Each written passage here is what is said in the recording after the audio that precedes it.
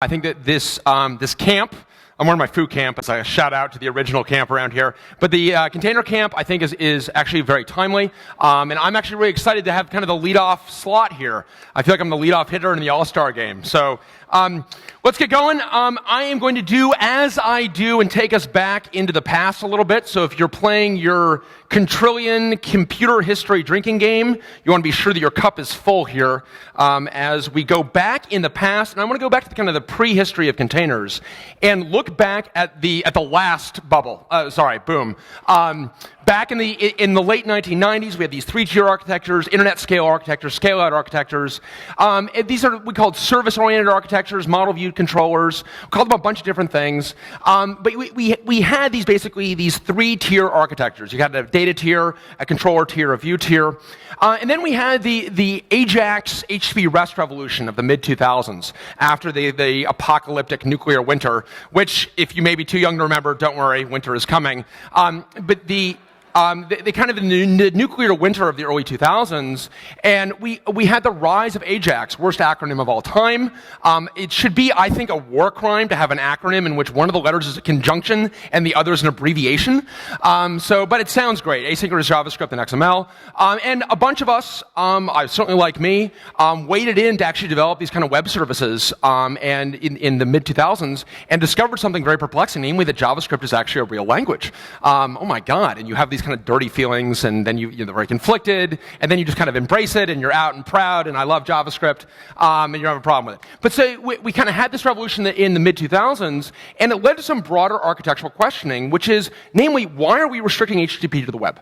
Why are we only using HTTP to talk to browsers? This is actually, yes, you can, there are all sorts of things about the protocol that make people upset from back in the day, but it's actually useful to make a distributed system. And in particular, why is REST restricted to web apps? REST, another terrible acronym, but a good idea, representational state transfer, and the idea of having these well-defined HTTP APIs. Why are we only using this on the browser? And can we use this to kind of revisit the way we build distributed systems? And indeed, instead of having this kind of one monolith, which is what we were talking to in these internet scale architectures, talking to this kind of one monolith, can we break that up into a smaller set of services and into a distributed system where you have more services, each one doing less. And each one, instead of trying to do everything and having this thing that you can't move forward, that is constantly breaking, that no one can navigate, why don't we have a bunch of small things that people can totally wrap their brains around? That sounds like a good idea. If that sounds vaguely familiar, it's because it's the Unix philosophy. Congratulations, you've discovered 1973. So the Unix philosophy, which remains, I believe, the most important single revolution in system software thinking. And the Unix philosophy is actually, the more you know, the more amazing the Unix philosophy is. The more you contrast Unix to the systems that came before it in the late 60s, it really is amazing. And we give Ken Thompson, Dennis Ritchie credit for being the fathers of Unix, but it's actually Doug McIlroy who is the true father of Unix, because it is Doug McIlroy who articulated the Unix philosophy and embodied it famously in the pipe. And this is actually this is verbatim Doug McIlroy's description of the Unix philosophy. Write programs that do one thing and do it well. Write programs to work together. Write programs that handle text streams, because that is a universal interface. As software engineers, this is our Talmud. You should print this out and read this to your children. If their children are like mine, they are too obsessed about baseball to listen to anything else. But you know what? If you read it often enough, maybe it'll sink in. Because this is actually, again, 4 decades later, the most important revolution in software systems thinking. And microservices, and yes, I know, plenty of people have a kind of a gag reflex to microservices. I think it's because microservices have been kind of painted as a panacea. There's a real there on microservices. Microservices are merely the Unix philosophy applied to distributed systems, applied to HTTP-based services. And we know from our experience with the Unix philosophy that this is actually a good idea. This actually works. And so we've seen this huge microservice revolution where, and like most revolutions, we aren't doing it because it's microservices. Microservices is naming what we've actually already been doing for a number of years now. And now everyone's realizing, wait a minute, I am already doing microservices. Oh, this is great.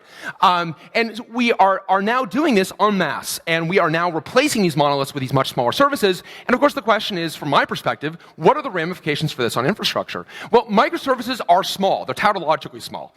So if your microservice is not small, it's not a microservice. It's a macroservice. Stop calling it a microservice. So a microservice is going to be small. Clearly, we're not going to have one physical machine for a microservice, obviously. It'd be way back in the day. But if we're going to have many of these microservices on a machine, these things don't necessarily get along that well. They think they've got their own reality. So the question is, we need to virtualize. We need to tell these little microservices a lie. Virtualization is actually just a euphemism for lying, by the way. We're going to virtualize for these microservices and give them their own little segment of the reality. The question is, where in the stack are we going to virtualize? And this has enormous ramifications for performance, for density, for the economics of the system that we're going to deliver. So the first answer, the oldest answer, is hardware-level virtualization. Why don't we give each of these microservices their own view of hardware, so they see their own virtual hardware? And this is indeed the oldest way that we have virtualized the system. This actually goes back to way back in the day, to the development of the System 360 at IBM in the mid-'60s. System 360, one of the most amazing, if not the most amazing machine ever built. It was a machine that was going to unify all the different instruction set architectures of IBM at the time, from the 650, the 1401, the 1620, the 7090 stretch. These are all different instruction set architectures that were binary incompatible. We're going to have the one System 360 that's going to rule them all. Well, as it turns out, even in the mid-'60s, and this is amazing to me, software binaries had inertia.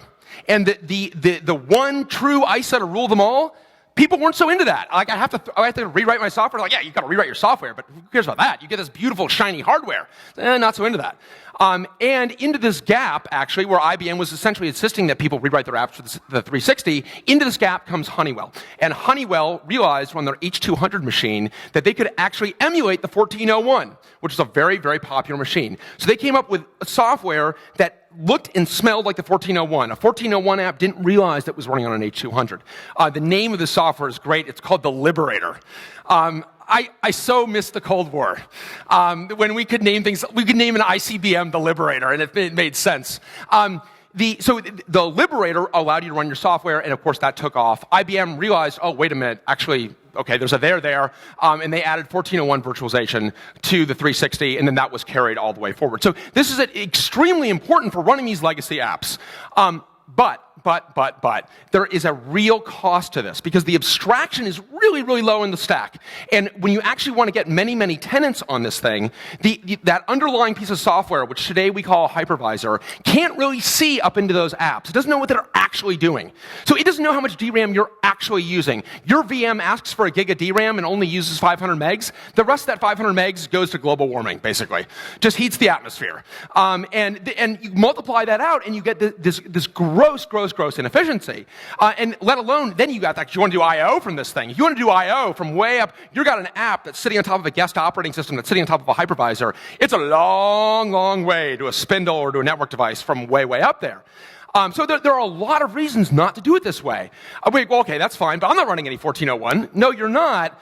But actually, hardware virtualization is what we do today, primarily. If you're running an AWS, if you're running VMware, you are running hardware-based virtualization. Now, it's terrific because it's gotten us this far. But it actually really cuts against us when we're just going to have a microservice up there. Why do I have full virtual hardware for merely a microservice? So this is too low in the stack to have an abstraction. Let's go up in the stack. Let's have a platform-level virtualization. Let's do a PaaS, the Google App Engine kind of a thing.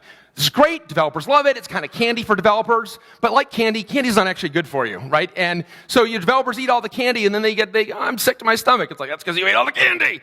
And the sick to the stomach is like, oh, my app doesn't scale, but it was so delicious. It's like, So this is the Google App Engine problem. Easy to build a toy, really hard to build a real app. So this is too high in the stack. So, of course, if hardware-level virtualization is too hot and platform-level virtualization is too cold, OS-level virtualization is just right. OS-level virtualization, you've got one operating system kernel. That one operating system kernel punches out virtual operating systems. They look, they feel, they smell like virtual machines, but they're not. They're sitting on that one operating system who can actually see everything. When you want to do I.O., you're actually on the metal when you want to do I.O. And doing I.O. out of a container is no different than doing I.O. out of an actual app. So this is tremendously valuable abstraction. It gives you the ease of a platform as a service, all the deliciousness of candy, but it's actually Brussels sprouts or kale. Because you get the generality of an infrastructure as a service. This is a model that was pioneered by FreeBSD jails. It was taken to the logical extreme by Solaris Zones back in the day. So I worked for Sun for 14 years. We saw FreeBSD jails, really liked what we saw, took that to the extreme with Zones, and then it was aped by Linux containers. Yes, that verb is very deliberate. We'll talk about that in a little bit of detail. So in terms of OS virtualization in the cloud, I'm a Joyent, CTO of Joyent. We've been running OS level virtualization since our inception. This is essentially in the mitochondrial DNA of Joyent. We've got our own Illumos derivative called SmartOS. Illumos is what came of OpenSolaris, so it's a long, complicated, tortured history with operating systems being reproprietarized by Oracle. That's right, Oracle's like inventing verbs. But suffice it to say that we've got a vibrant ecosystem around Illumos. SmartOS is our derivative of that. So we inherit all of that legacy, and then we've extended that a great deal. And we've got all these facilities that are zone aware, things like ZFS, dtrace, cross-cluster network virtualization stack, and so on. And we actually also support hardware-level virtualization, which is kind of funny, that we've always supported OS-level virtualization, but realized that we actually also need to support hardware-level virtualization. And boy, building the sausage factory turned me into a vegetarian, I can tell you that. You go inside of actually what you need to do to make hardware-level virtualization work, and you come out an even stronger believer in OS-based virtualization. And we had always emphasized the operational characteristics of OS-level virtualization, the tenancy aspects, the performance aspects, and so on. We were kind of a lone voice.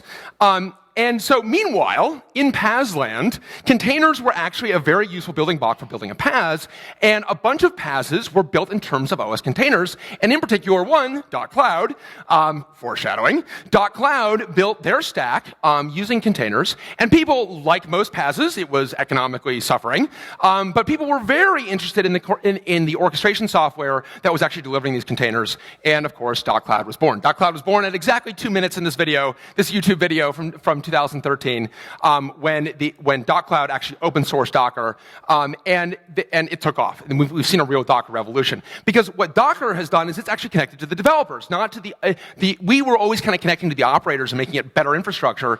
Docker actually had the observation, like, actually, let's use containers to make developers faster. That's actually more interesting. And indeed, they've been able to do that by allowing people to quickly iterate on these images, and at the same time, with software getting much more complicated, and then with the rise of microservices, it's allowing a developer to take the entire production ecosystem and run it on their laptop, and then take their laptop and mimic that back into production. That's the vision anyway.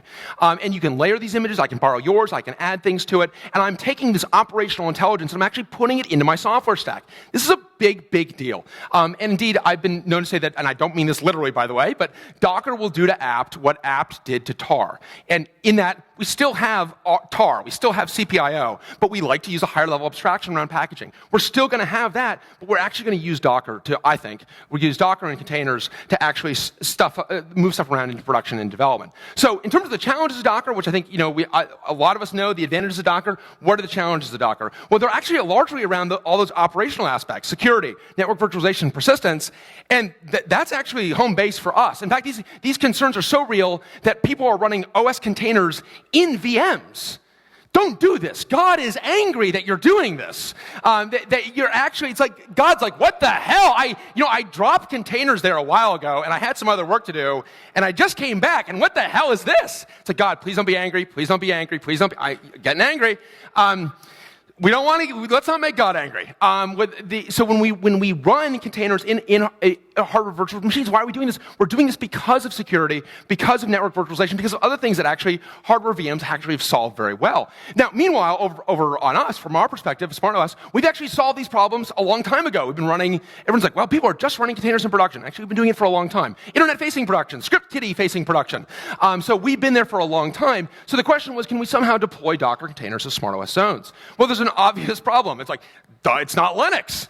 Docker is, to Docker's credit, is designed to be cross-platform, or designed with cross-platformness in mind, but the reality is the encyclopedia of images that are out there today are all Linux images, and people use it on Linux. But when you run boot Docker on your Mac, you're running effectively Linux.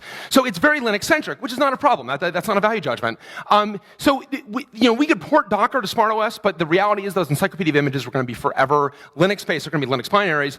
We are Unix, but we're not Linux. And you can kind of relive all the Unix wars, for the differences are really, really really, really small, but they're significant. So the question was, can we somehow natively emulate Linux on the Smart OS kernel? OS emulation is a very old idea. Actually, when down to emulate an OS as opposed to hardware, you have to have a very important constraint. The instruction set architecture has to be the same. If the instruction set architecture differs, you've got to actually then go emulate the instructions. But if the instructions are the same, but merely the OS differs, you can emulate one OS on another. And we've been doing this for a very long time. We actually did the first instance of this that I can find, something called PA1050, that allowed you to run your 10x binaries on TOPS 20, all systems you haven't heard of for a reason. Actually, very innovative systems from DEC back in the day.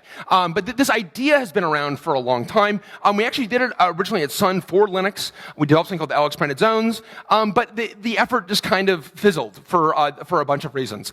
It was thought to be too hard to complete and so on. We actually picked this up in April of this year and have taken it to its logical completion, which I kind of gloss over. I don't mean to not make that sound incredibly difficult and terrifying, that we would find things that didn't work. But we actually were able to work very hard over the last year and got it working. And things now work. And we're able, we run CentOS and Ubuntu and so on, all 64-bit.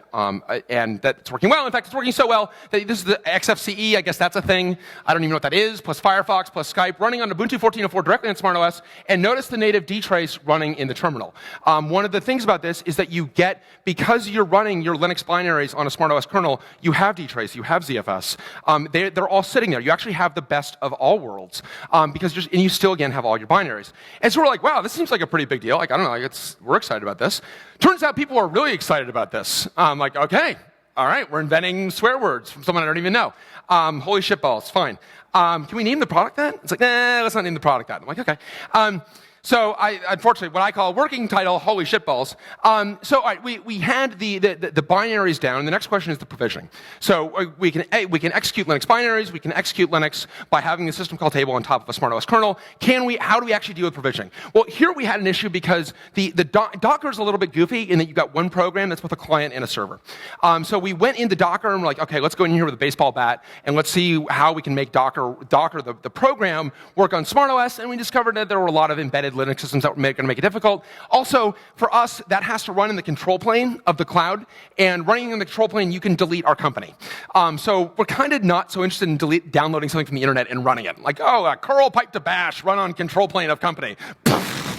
Bad idea. So as we were taking it apart, though, we did discover a hidden gem, and that is the Docker remote API. So on the one hand, you've got this one binary that is both client and server. On the other hand, they actually speak to one another through a very well-defined API. And it was a very clean API, versioned and so on, very crisp, looked great. So can we somehow take this and let's actually implement a Docker remote API endpoint for Smart Data Center? So Smart Data Center is our orchestration software. This is what we run the joint cloud on. It's also open source. We open sourced it last year. It's available to anyone to download. We sell it on-prem. A bunch of people run it.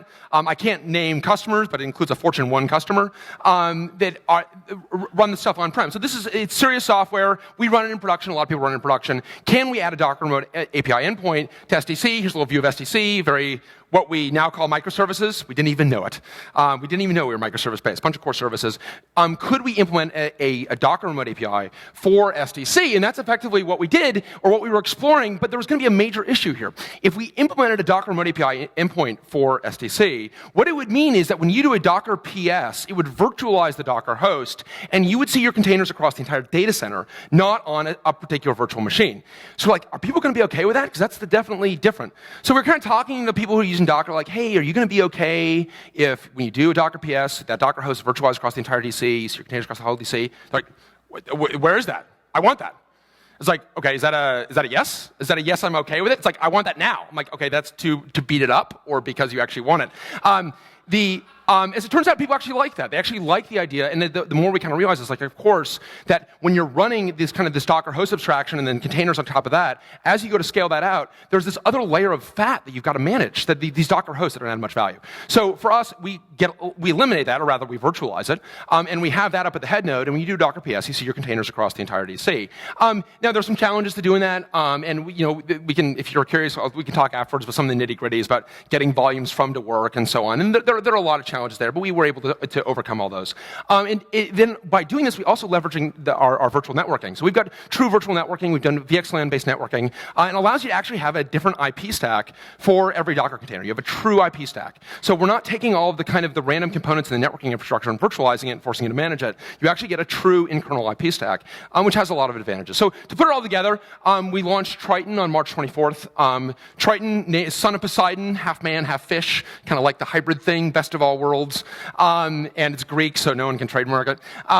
So with Triton, we actually take SDC plus SmartOS plus LX branded zones plus Docker and kind of run that all together. And in the few minutes that I have remaining, I want to actually show you what this actually looks like because it's kind of exciting. So, okay, here I am, and I am sitting on my terminal, hopefully with Wi-Fi that's going to cooperate. And first, I'm going to, I'll show you what my environment variables are, so you can just see what I'm doing here. Nothing up my sleeve.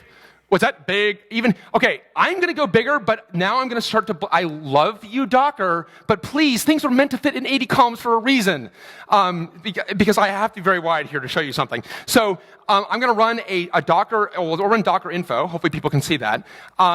So if I run, now Wi-Fi's, oh, there we are.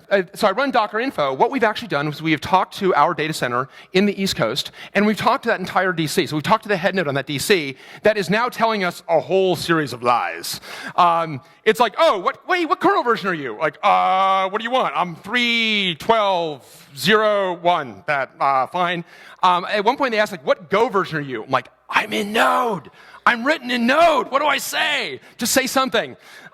Just say something. He's waiting. Say something. 42. I'm version 40. All right, 42. Good. So and if I run a Docker PS, I will actually see all of my containers. These are the one I'm running. Jesse Frizzell's around here somewhere. I got a Debian Jesse container just for Jesse. I know she loves Debian. And presumably not just because it's named after her or whatever. She's named, for all I know, you're named after Debian Jesse. I actually don't know. For all I know, your name was Barbara 2 years ago. And you're like, you know what? I'm doing it. I'm changing my name to the distro. Did Trusty just change her name? She did. Trusty changed her name to Jesse. All right. And I've also got Alpine. Man, I love Alpine. I'm such an Alpine enthusiast now. Alpine is super tiny. It's BusyBox. It's very nice. And so these are my containers. Again, these are running across the entire DC. I actually don't know what physical nodes these are actually running on. And I can do, let's take one of these. We'll take the Jesse one there. And I'm going to just Docker exec. And actually, you know what? If that's going to be too small, let me hop over here. And we can make this bigger. There we go. It's up over here. So, all right, so I'm now logged into this container. I am sitting in our DC. Hopefully people can see that.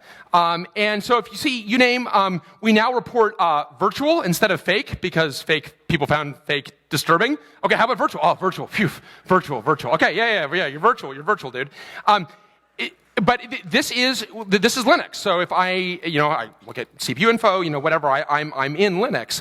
But I also have a full IP stack here. So I've got a full proper IP stack. Now in this particular case, I don't think I've opened up any ports. So this is actually a private IP that we've given it, and this is an IP that's sitting on a VXLAN. But I also, and if I go over here into /native.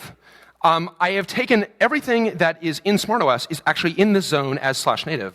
So I can actually run, for example, let's go run us some dtrace.